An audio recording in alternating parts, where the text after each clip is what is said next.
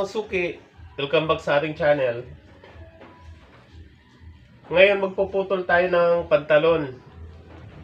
Ito yung ating puputulan, gawa ng mahaba sa may-ari. Ngayon ang gagawin natin, una natin gagawin ay susukatin natin yung haba kung hanggang saan. Ang length ng ating pantalon na puputulan ay 38 ang gusto ng may-ari. So mula rito sa kanyang waistline, sa dulo ng waistline, susukatin natin pababa. So ang 38 mga suki ay nandito. Maglalagay tayo ng mark or tanda. Ito yung magiging finish ng haba. Okay? Pagkatapos, dahil meron tayong length na nilagay or marking, i-fold lang natin yung pantalon ng ganyan.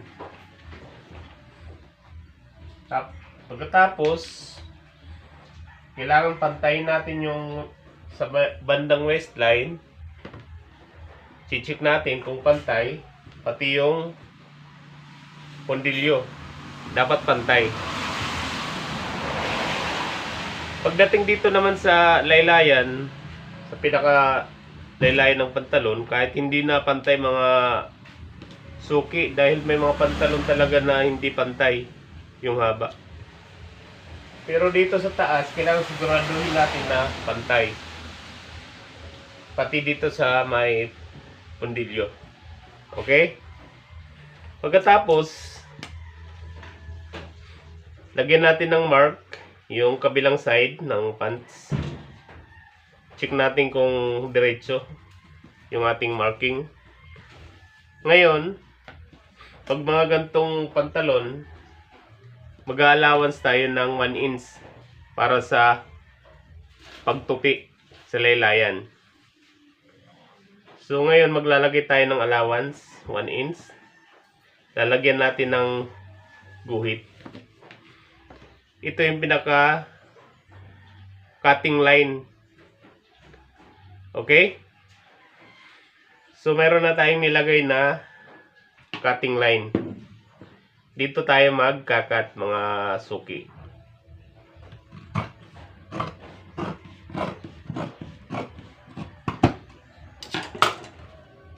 So ito yung sobra ng pinutulan natin.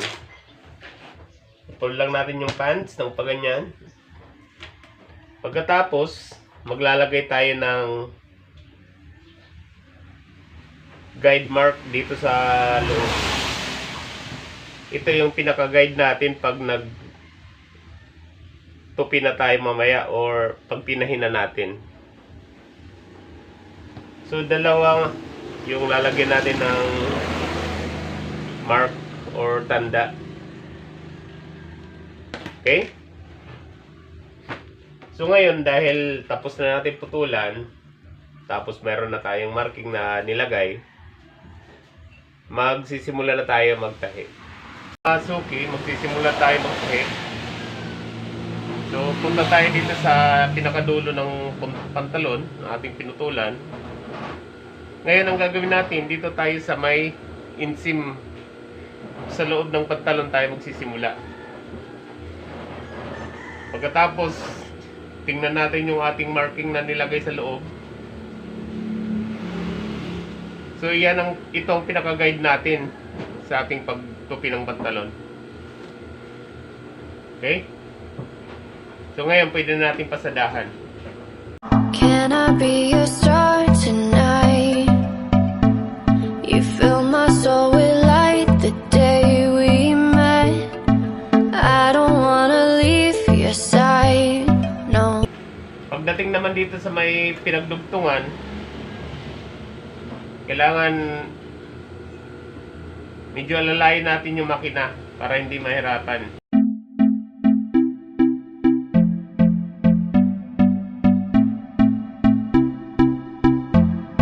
Putulin lang natin yung mga sinulid na nakalaylay para malinis yung ating gawa.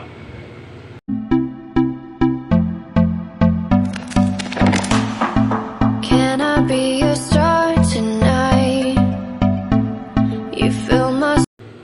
natin yung ating pinasadahan. So okay naman. Ngayon yung kabilang pa naman yung ating papasadahan. So dito ulit tayo magsisimula sa may inseam. Tapos yung ating marking sa loob, check natin. Yun ang pinaka-guide natin pag nagtupi na tayo.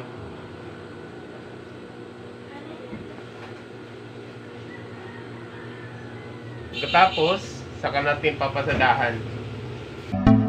You fill my soul with light the day we met. I don't wanna leave your side. Kahit mga suki, dahan-dahan lang yung ating pagtahi, okay lang yan. Ang importante, tama yung ating ginagawa. Kaysa mabilis nga tayo, pero pag chinik natin mali naman yung ating tahi, useless din. Kailangan din natin ulitin.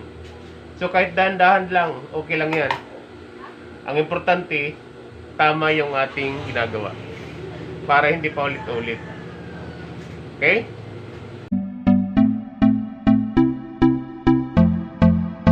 So pagdating dito sa pinagdugtungan, alalayin natin yung ating makina.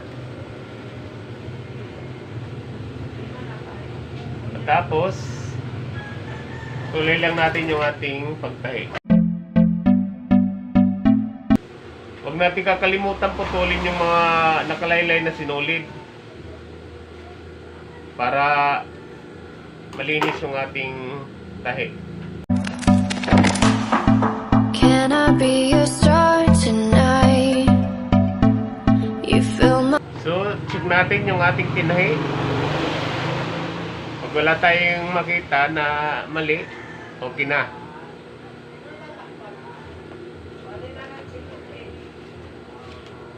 Ngayon ang ginagawa ko mga suki, pagkatapos ko tahiin, pinaplansya ko yung pinagtahian para maayos tingnan. Yun talagang pinakatama. Okay? So ngayon plaplansyahin na natin. So ngayon magplaplansya na tayo. Plaplansyahin natin yung ating pinagtahian. Meron tayong sprayer na gagamitin. Babasahin natin ng bahagya.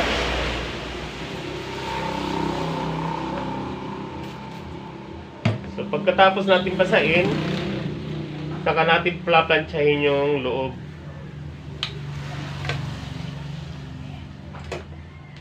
Ngayon, bakit ba natin pinaplansya? Para, ang purpose natin ito mga suki, para yung ating pinagtahian ma-plansya. Parang original lang yung dating ng ating tahi. Okay? So kung mapapansin nyo, para siyang original. Halos walang pinagkaiba sa original na pinagtahian. Okay?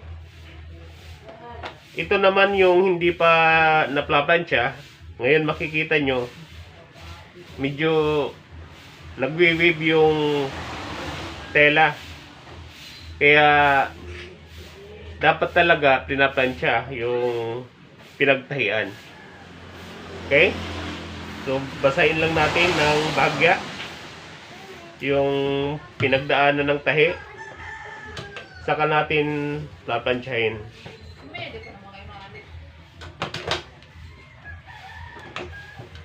So plaplansyahin natin yung loob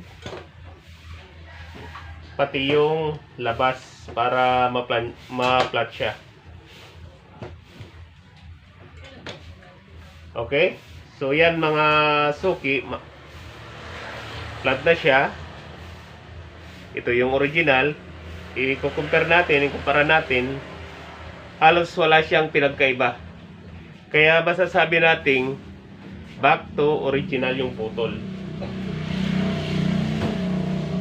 Okay? Kaya ito ang dahilan kung bakit pabalik-balik yung ating mga customer sa pagpaparepair. Okay?